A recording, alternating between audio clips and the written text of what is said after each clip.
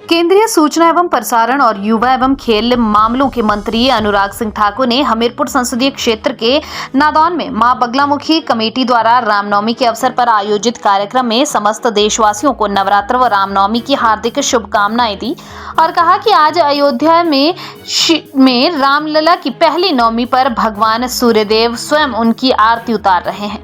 पूरी दुनिया के अलग अलग कोनों में श्री राम जी की कथा का आयोजन होता है, पर पिछले 60 वर्षों में कांग्रेस ने भारत में ही श्री राम के अस्तित्व पर सवाल उठाए, राम सेतु को काल्पनिक बताया, राम मंदिर ना बने इसके लिए वकीलों की फौज खड़ी की।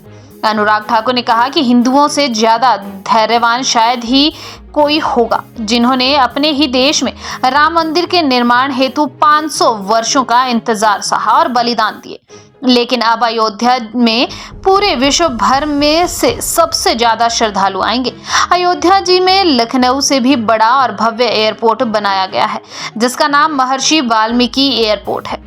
अनुराग ठाकुर ने कहा कि रामनवमी और नवरात्र में पूरे देश विदेश से श्रद्धालु हिमाचल प्रदेश में माता चिंतपूर्णी धाम में पूजा अर्चना करने पधारते हैं। मेरा सौभाग्य है कि आज के दिन मैं भी माता चिंतपूर्णी जी का दर्शन कर पाया। पिछले 10 वर्षों में देश ने विकास और विरासत दोनों देखे हैं। अयोध्या में 500 वर्षों के इंतजार के बाद भव्य राम मंदिर का निर्माण हो, काशी विश्वनाथ धाम हो, केदारनाथ धाम हो या महाकाल लोक हो, आज हमारे सभी धार्मिक स्थलों और तीर्थ क्षेत्रों का संपूर्ण विकास हो रहा है। करतारपुर साहिब कॉरिडोर के लिए रास्ता खुल गया, हेमकुंड साहिब के लिए रोपवे बन गया, चारों धामों के लिए बड़ी बड़ी 4 लेन और रेल पहुंच रही हैं।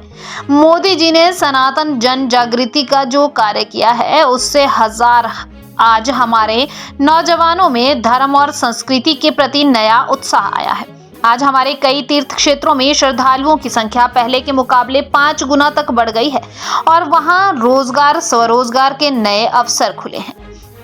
पहले हम बच्चों को चंदा मामा की लोरियां सुनाते थे, आज हमारा भारत चंदा पर पहुंच चुका है। ये फर्क है। भारत चंद्रमा के दक्षिण ध्रुव पर पहुंचने वाला पहला देश बना और उस स्थान का नाम शिव शक्ति पॉइंट रखा, लेकिन कांग्रेस ने उसका भी विरोध किया। उन्हें राम मंदिर, काशी विश्वनाथ धाम से भी विरोध है। उनके साथी तो सनातन को कुचलने की बातें करते हैं। ऐसे लोगों को अपनी जबान पे लगाम लगाने की जरूरत है। सनातन को खत्म करने का सपना देखने वाले खत्म हो गए, पर सनातन था, है और सदैव रहेगा।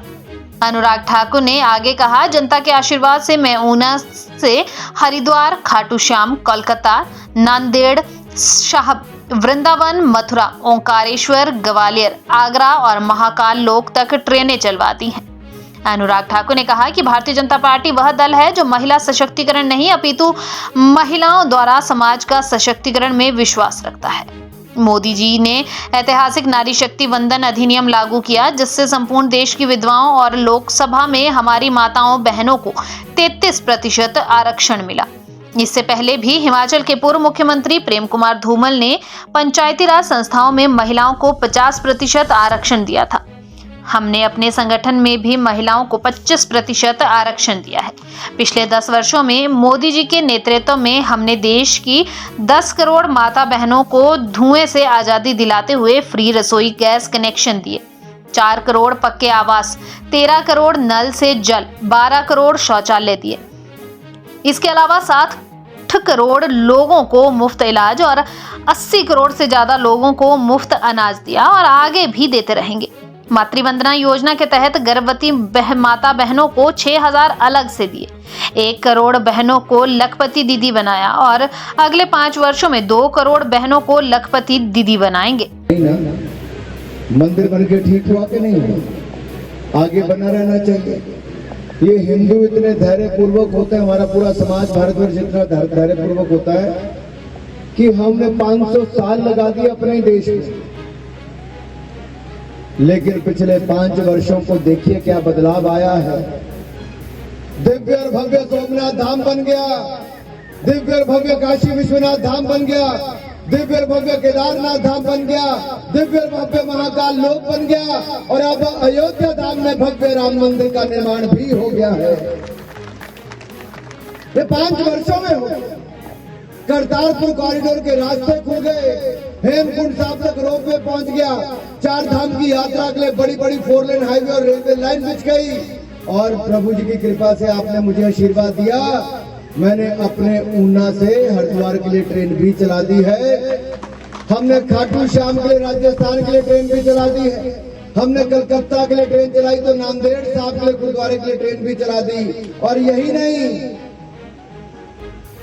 वृंदावन, मथुरा और उज्जैन के महाकाल लोक के लिए भी आपको ऊना से ट्रेन हमने चला दी है। जहां जहां जाना हो सब जगह, जाते जाते ताजमहल देखना होगा वो भी देखोगे, ग्वालियर देखना होगा वो भी, इंदौर जाना होगा तो वहां भी जा सकते हो। ओंकारेश्वर, महाकाल दोनों दो आपके जगह पे आप दर्शन करने जा सकते हो।